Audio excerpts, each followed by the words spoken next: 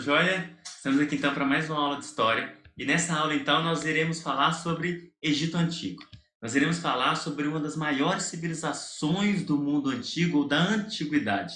Quando nós falamos de Egito Antigo, nós temos tantos aspectos, mas nós iremos nos concentrar nessa aula em trazer aspectos políticos, econômicos e sociais e alguns religiosos, mas bem pontuais. Nós não iremos abranger na nossa aula de hoje todo o contexto de Egito Antigo.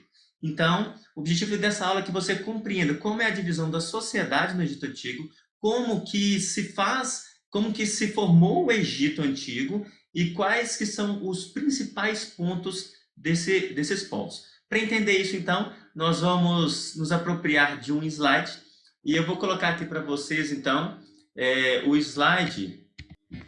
Vamos lá, então. Quando nós falamos dessa grande civilização que é o Egito, nós temos que entender que naquele período da antiguidade as civilizações se desenvolviam ao redor de rios e esses rios eles propiciavam que essas civilizações crescessem de forma tão exuberante. O Egito então ele está localizado na África, no norte da África, mais exatamente entre os desertos da Líbia e da Arábia, e ele possui um imenso território, né? Toda a região que abrangia o rio Nilo, que era o principal rio do Egito, ele era até sagrado também, era uma divindade para os egípcios. Ele propiciava ele através das enchentes e da grande fertilidade do rio Nilo, esse desenvolvimento dessa sociedade. Ele era dividido em Alto Egito e Baixo Egito na sua formação.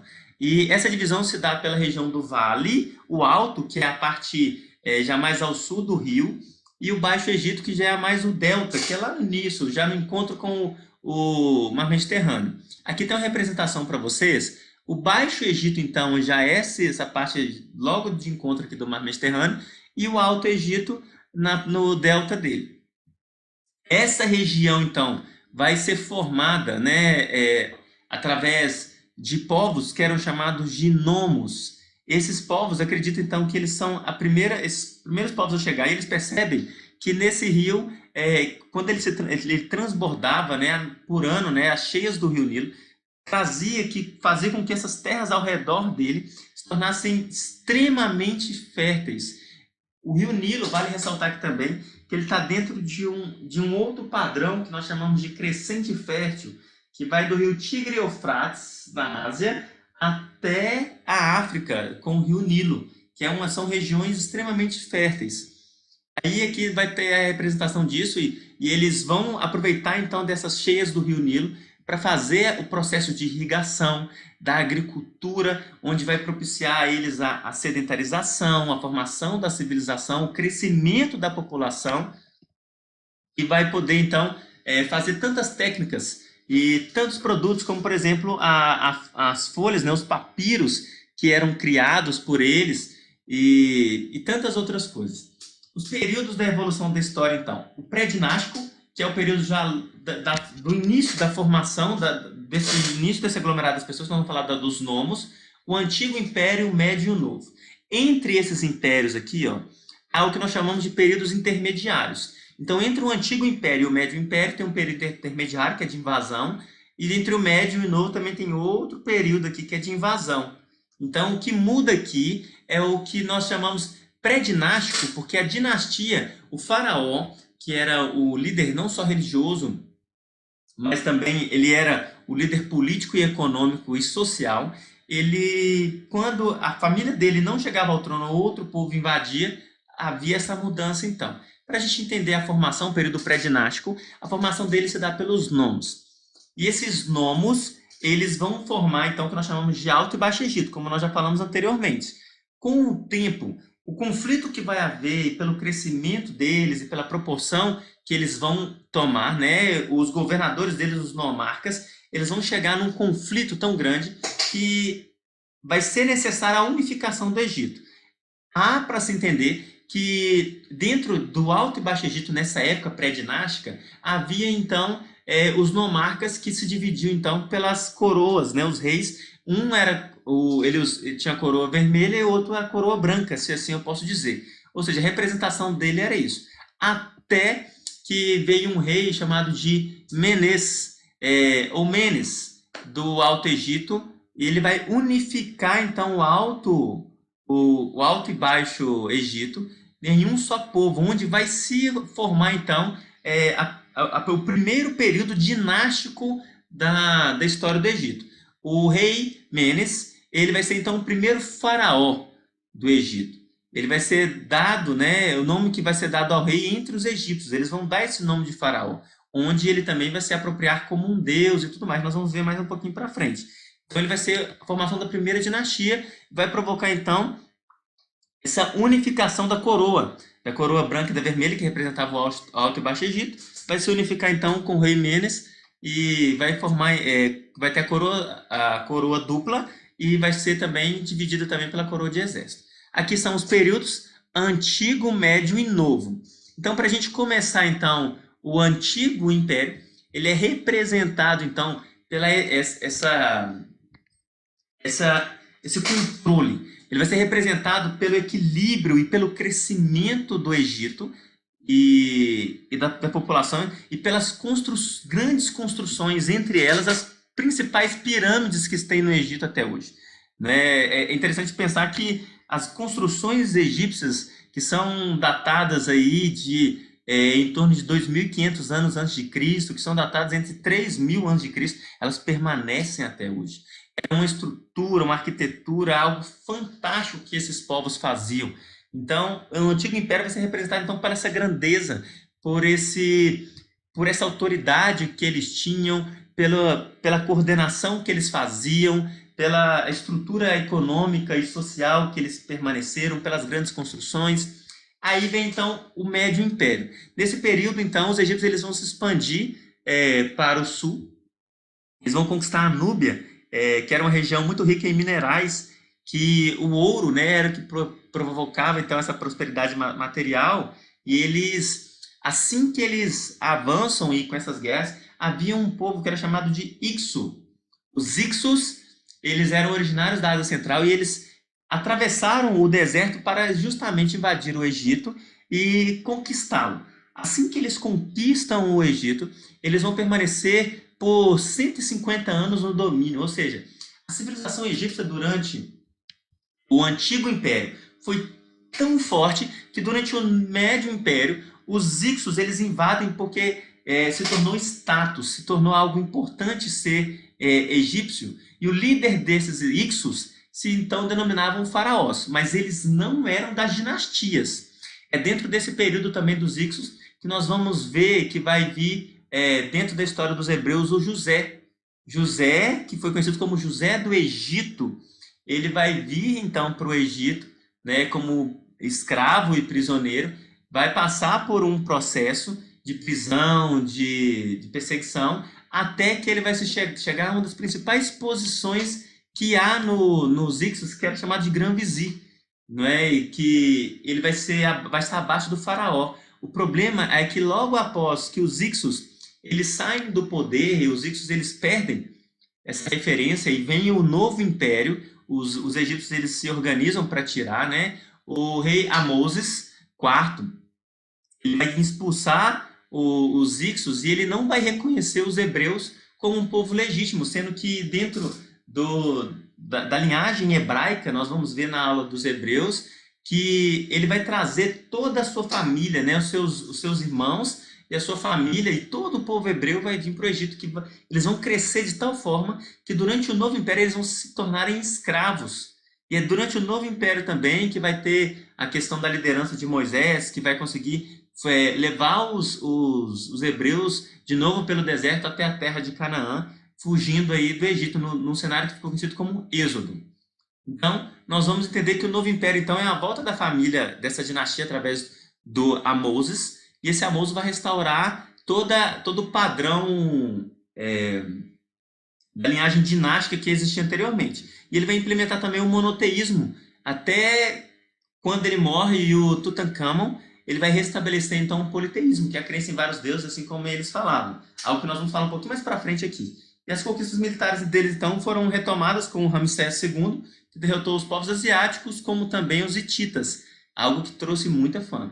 Estamos falando de sociedade no geral, então, nós vamos entender que o faraó e sua família estavam no topo, os sacerdotes e a nobreza, então, eles compunham a segunda camada, os escribas, que era quem escrevia toda a história e quem relatava, também estavam logo abaixo ali dos sacerdotes, os militares, os coletores de impostos abaixo, os camponeses e os escravos como a base da pirâmide. Para a gente entender, então, o faraó, ele era chamado de Amon-Ra. Ra é sol, Amon, acima do sol. Era um rei, é considerado um deus vivo, e ele era a encarnação do deus Falcão, ou seja, do deus Horus. Então ele era chamado um deus acima do sol, ele era um deus supremo. E para os egípcios, né, toda a felicidade dependia do faraó e que o seu poder era limitado para comandar eles. Ele comandava o exército, comandava a justiça, organizava atividades econômicas, e além disso, né, a representação dele era extremamente forte em outros povos também, a fama dele corria, a organização que ele tinha era algo assim fantástico. Além de ostentar, né, a coroa, os cedros, os escravos, ele vivia em luxo e riquezas. Abaixo dele vai estar o vizir, que é a maior autoridade depois do faraó, e cabia a ele então tomar essas decisões jurídicas, administrativas e financeiras em nome do faraó. Abaixo dele, então, do vizir, vai ter a família do faraó, que vai ser chamado de nobres. Os sacerdotes eram que representavam a questão dos egípcios, da religião egípcia, né, do antroposomorfismo, do politeísmo egípcio. Nós vamos falar um pouco de mitologia egípcia mais para frente. E os sacerdotes estão os representantes desses deuses, vão estar ali logo abaixo da família dele, até para auxiliar também os reis. Os escribas, eles que dominavam então a arte da escrita. Sempre, gente, desde que mundo é mundo, né? Nós podemos, se eu posso dizer assim, a escrita, o saber escrever, o ser uma pessoa estudada, uma pessoa culta, sempre foi muito importante. E isso era negado à sociedade, saber escrever, o aprendizado a isso. Era uma tradição que era passada só entre uma camada que era priorizada para isso. E os escribas, eles eram essa camada que era priorizada para fazer e para ter esse processo. Então, eles vão dominar essa parte da escrita, eles vão escrever em papiros, eles vão ter esses registros de tributos, eles vão escrever sobre a vida do faraó, para escrever o livro dos mortos, entre outros detalhes. Os soldados, eles não chegavam a atingir postos de comandos, mas eles tinham uma posição muito relevante, até por causa da proteção, das conquistas que tinham, né? Então eles também eram bem homenageados. Os artesãos, que refere-se à profissão, os cidadãos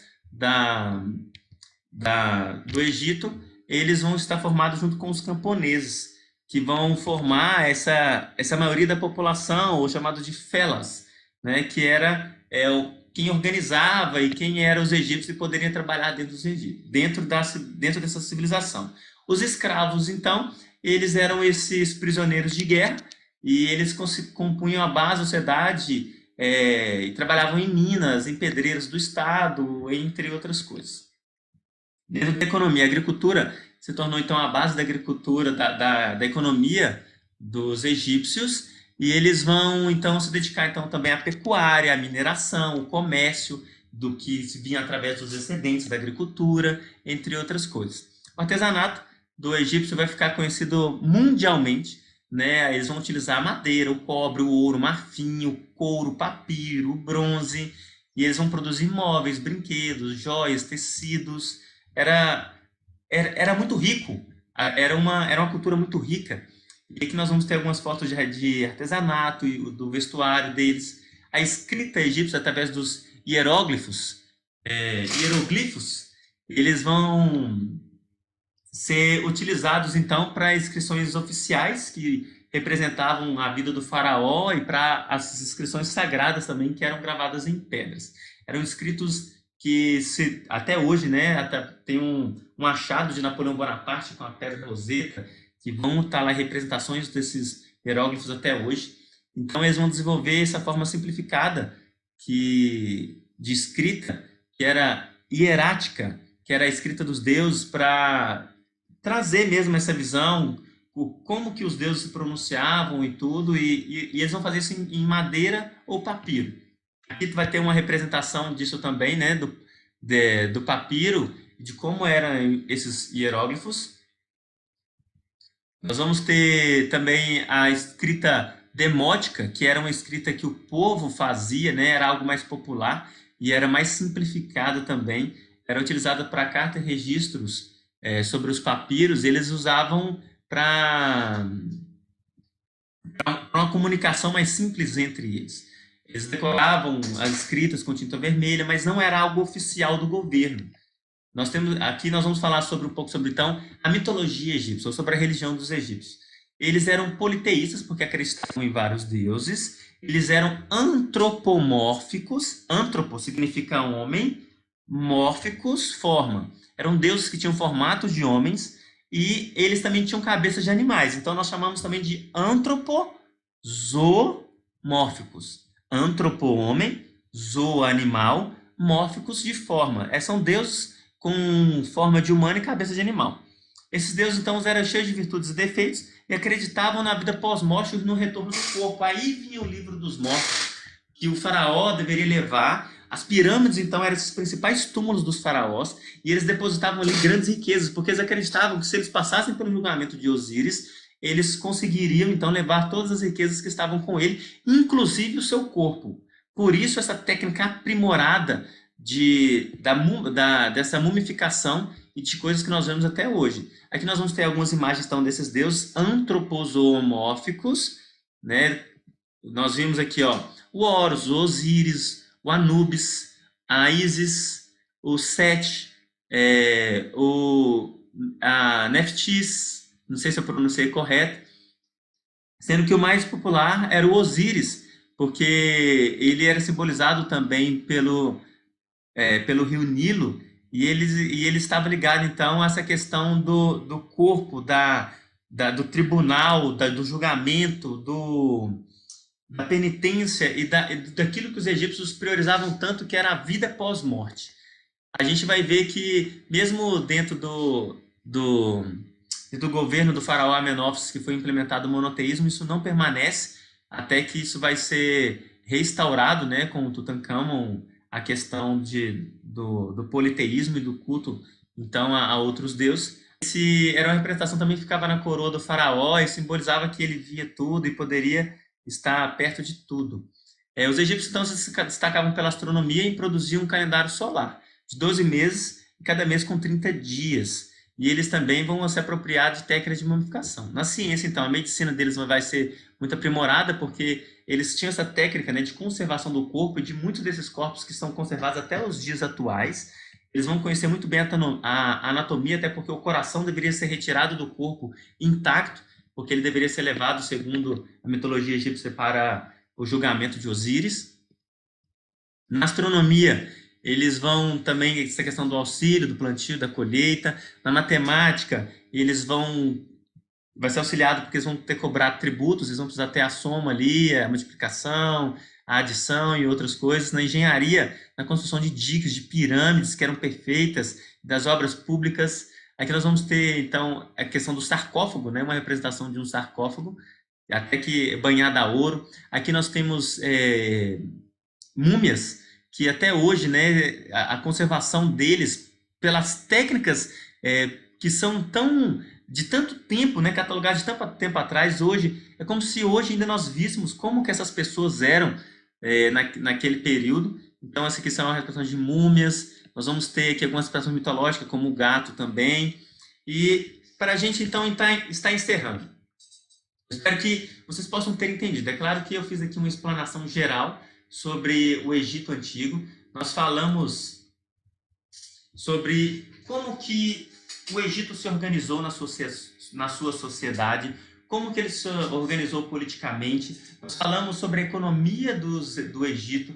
Nós falamos também que eles se tornaram um dos principais povos que estavam durante a Antiguidade e que a repercussão deles e a fama que eles tinham, nós vamos ver entre outros povos, no estudo de outros povos da Mesopotâmia e no estudo também tanto dos gregos quanto dos romanos, principalmente.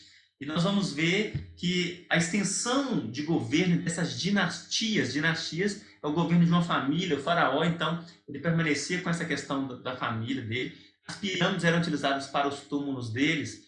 e tantas outras coisas que poderíamos também estar relacionando com as pirâmides e tudo mais. É muita coisa.